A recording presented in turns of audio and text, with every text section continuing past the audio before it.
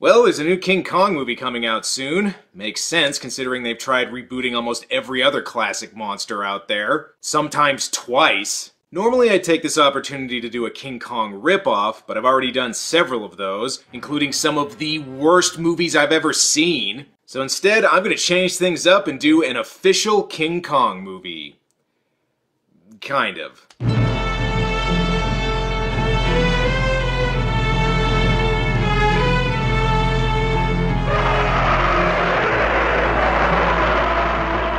King Kong Escapes is a 1967 kaiju film featuring, you guessed it, America's most famous movie monster, King Kong. Now some of you may be wondering how a Japanese studio was able to make an official King Kong movie. Allow me to explain.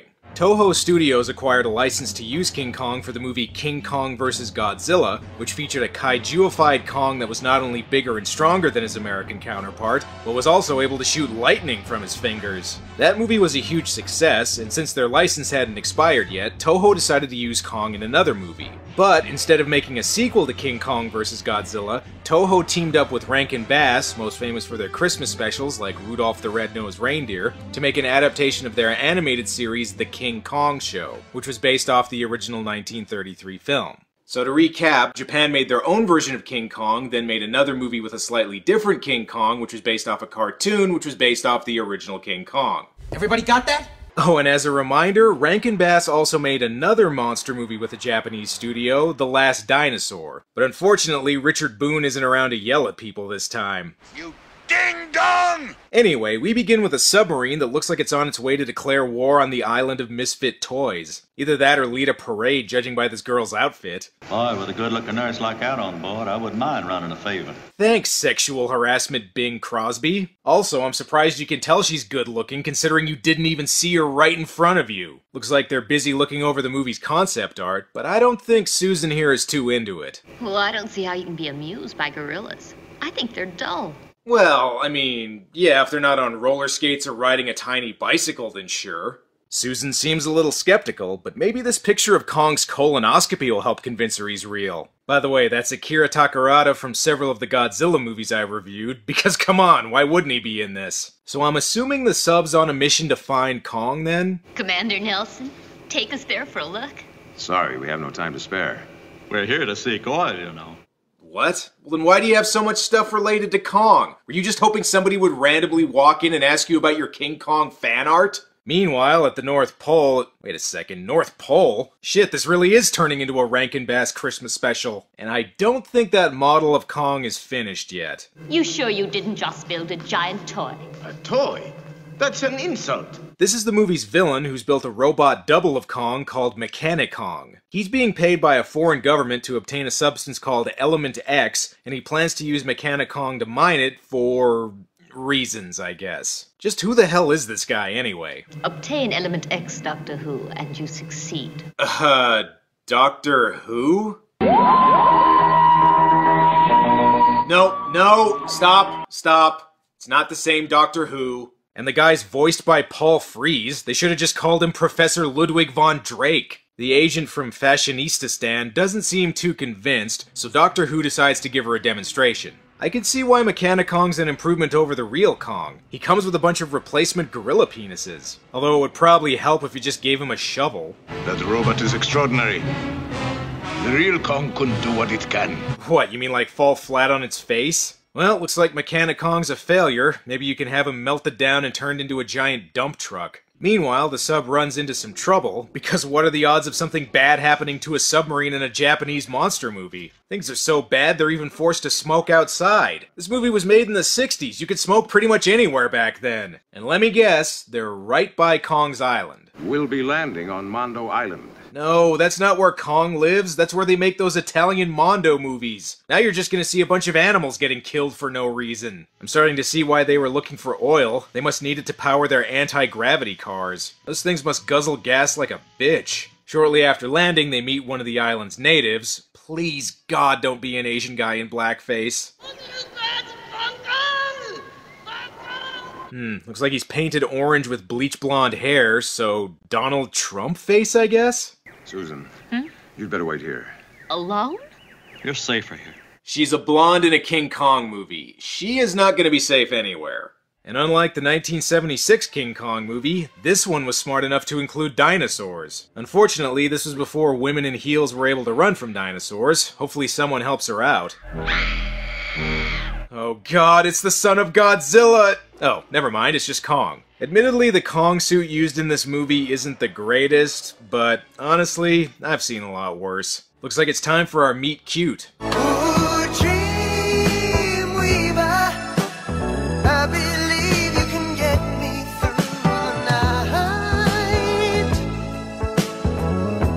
Well, looks like Kong's taken a liking to Susan. Please God, let that just be his finger right there. And what is this? You mean to tell me we're only 20 minutes in, and not only have they reached the island and found Kong, but we're also getting a fight between him and a dinosaur? That's supposed to take like an hour and a half! Gorosaurus here really proves the theory that dinosaurs evolved into kangaroos. After Kong's fist-in-the-mouth technique doesn't work, he decides to beat up Gorosaurus missionary style. Which apparently works, but come on, the fight can't be over yet, you haven't even broken its jaw! Put me down, Kong! Put me down! You know, he seems less like King Kong and more like the abominable snowman from Looney Tunes. Hopefully he doesn't name Susan George, but some dinos just don't know when to quit. See? That is why you always break its jaw. Although you should probably do that before it has rabies. And don't worry about Gorosaurus, he'll be better by the time Destroy All Monsters gets made. They make a break for the sub, but the damn monsters on this island can't seem to leave him alone. Kong tries to save Susan from the snake, and what the hell? What is up with his eyes? Did Kong just do 50 hits of ecstasy or something? You know, as goofy as this fight is, it's still better than the snake fight from Ape. By the way, have I mentioned this movie's better than Ape? Because it is totally better than Ape. Unfortunately for the crew, nobody taught Kong to play nice with his bath toys. He wants us to get out there. Commander, let me go, please. He wants me. Well, okay, but could you not ask like you're a 5-year-old that wants their parents to buy them a toy? Hopefully Susan can get Kong to stop. It looks like he's really crashing hard from the drugs he was on earlier. And I think getting her to talk to the giant gorilla was a bad idea. And now she's dead.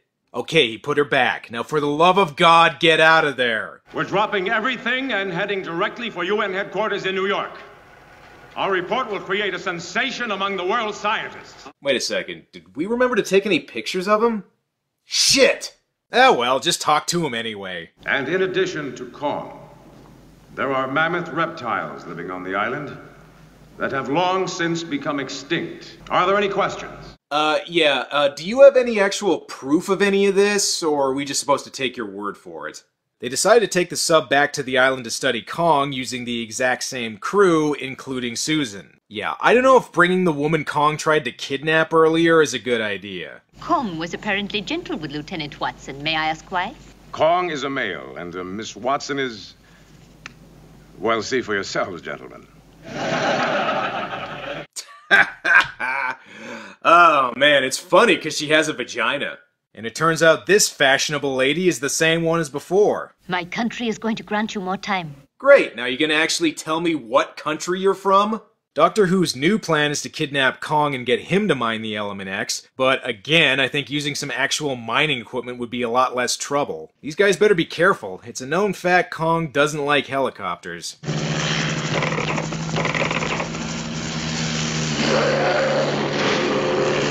Wait a second, Kong throws a tree at a helicopter? Did that new Skull Island movie take something from this? The knockout gas seems to be working. Kong looks like he's getting a serious buzz. Oh boy, I hope I get the Kong plushie. Yes! However, the one native guy who lives on this island doesn't seem too happy about this. Yes. Kong's mine now.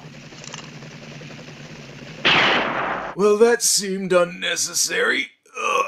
Looks like these guys airlifted Kong just in time. The sub gets there almost immediately afterwards. It looks like Kong escaped after putting up a terrific battle. More like he was kidnapped, but that's not the title of the movie. And holy crap, Kong must have shot this guy! YOLO.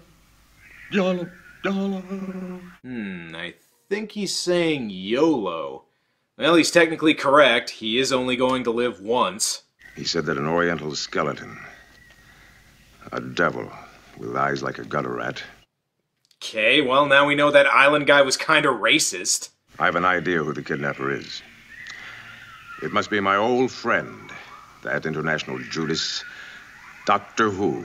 I knew him before he regenerated into his evil Japanese guy form. Time to start finding out where Kong went. Start investigation at the nearest field office. Right here. That's Tokyo. Really? 'Cause to me it looks like the ocean. I don't know. Do you really think we can locate Kong? Sure, we'll find him. As long as they haven't taken him to the North Pole. Psych! Doctor Who might want to get some bigger chains. Those look like they couldn't hold a poodle. The villains plan to kidnap the crew of the sub in order to get them to tell Kong what to do. And do you know how they accomplish this? They send out a plane which asks them to come aboard, and then they do. Okay, so that was easy. Kong has gone ashore at Hokkaido, sir.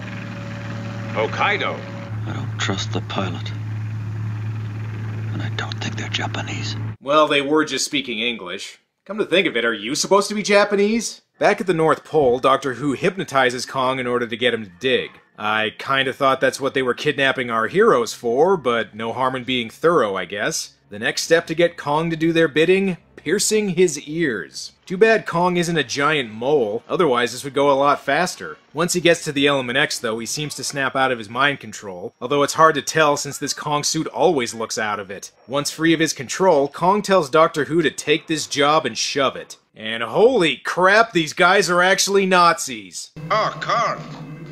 Glad you could come. Been a long time. Hey, how you been, man? I'm still helping shady foreign governments try and take over the world, but come on, grab a brew, we'll catch up. I don't think Doctor Who's a very good host, though. So this is Doctor Who's guest room. Nah, his real guest room's a lot nicer. And here's one way to get what you want, the good old honey trap. Would you like a drink? Yeah, why not? You know, I'm slightly confused. You take your typical Oriental Matahari. Dude, I think you're pretty much in, don't fuck this up. But something tells me he's not interested in her. You're not Japanese. Chinese, Thai, Vietnam, Burma. You're getting warm, Carl. Getting too warm. I knew it! Laotian. And way to blow your first date with Spy Lady, Carl. Look at it this way. It can only get better. Because it certainly can't get any worse, Oh yeah? They're bringing in the testicle clamps right now. Failing that, though, just turn up the air conditioning. Now the cell temperature is 0. Oh, big deal. I live in Canada, you pussy. I guess Kong must know they're trying to hurt Susan since he immediately goes apeshit. And you know what they say, if you introduce a giant robot in the first act, you damn well better use it in the third. Our heroes managed to get out of their cell, but what are they gonna do now? This way. How many outfits do you own, lady? Mechanic Kong tries to get the real Kong, but because they forgot to make him waterproof, he ends up getting away. Don't you realize that you are through, Doctor? We're all through. You still have the robot. You could try mining for Element X with him again. Or, you know, use some actual mining equipment. The villains make their way to Tokyo because, come on, where else would Kong be going? Don't take that robot into Tokyo. I cannot permit it. If those two fight in Tokyo, thousands would get killed, and you and I know it. Well, so what? It's Tokyo. They're used to it. They had like 2 giant monster attacks before lunchtime. Somehow even Mechanic Kong looks like he's tripping balls. And is Spy Lady a good guy now, or what? Please, we should hurry. Why are you helping us now? Good question. They never really explain why. One minute she's working with Doctor Who, and then suddenly she's helping our heroes out. I guess I shouldn't expect her to be consistent when she can't even say what country she's from. You should know that I represent a certain country. Which one? Well, thanks for the swim toys. Later. You know, I just realized Kong in this movie looks less like the American King Kong and more like Mighty Peking Kong. So is the army gonna have to go all Harambe on his ass? What? Too soon? Stop your attack immediately. If you force Kong to fight, he'll destroy the city. Oh? Who are you? I'm out of uniform. I did a few rounds of golf before coming here. Susan goes to calm him down because God forbid we have the army fight a monster in a kaiju movie. Thankfully Mechanic Kong comes along to add some giant monster action. And is it possible for someone's arms to be bow-legged? No, Kong! Run away! You mustn't fight him! You can't defeat him, Kong! Hey, lady, shut up! We're trying to have our final battle here. Mechanicong tries hypnotizing him again, but fortunately our heroes know his one weakness, small rifles. This is reminding me, I really need to review War of the Gargantuas one of these days. Mechanicong grabs Susan, and because there's no Empire State Building in Japan, he has to climb the Tokyo Tower. Kong, listen! You will return quietly to the ship. If you don't, I'll drop the girl. I'm pretty sure he doesn't speak English. Could you maybe sign that or something? And has foreign agent lady decided if she's a good guy or not yet?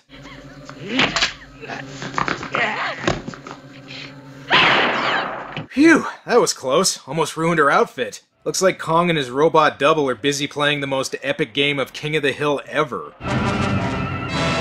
No, don't do that! People need Tokyo Tower to watch reruns of Ultraman! Kong manages to rescue Susan. Now go back down and put her safely on the ground, or just leave her right there, whatever you feel like. And give the army credit, they're staring up and doing nothing as hard as they can. Do you think maybe we should do something? Oh, you're going up there to rescue her? Okay, well we were totally about to do that too, but since you're already up there, we'll just let you handle it. The big revelation is that Kong isn't even the one who defeats his robot double. Foreign agent lady just unplugs him.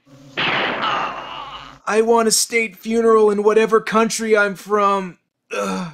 Oh well, at least this way I can say 'twas beauty killed the robot beast. Oh, Susan, thank God you're okay. But remind me, are you my love interest or Akira's? I'm still not really clear on that. With Mechanicong destroyed, all they have left to do now is stop Doctor Who.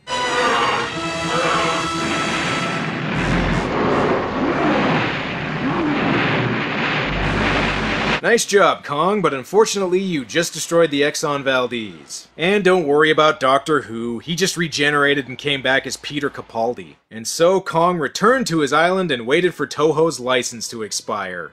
The end. Obviously, King Kong Escapes isn't the classic that the original King Kong is, and purists may not like the movie's goofier portrayal of him, but it still provides the kind of silly fun that you'd expect from a late 60s kaiju movie. It doesn't waste time getting going, and it doesn't get bogged down in things like logic because, hey, that would just derail the momentum. In short, if you enjoy the Godzilla movies from around this time that I've reviewed, you'll probably like this one too. And honestly, I think it's a testament to King Kong as a character that he's flexible enough to be portrayed so many different ways and be enjoyed by several different types of people. Which is probably why they're still making movies about him today.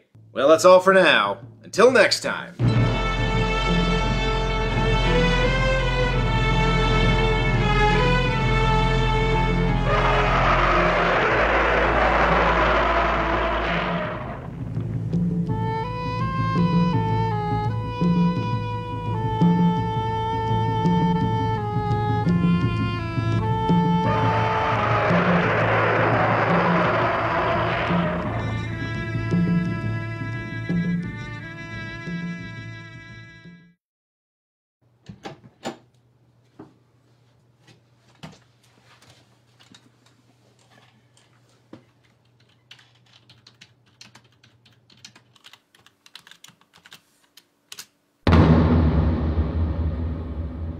Holy shit.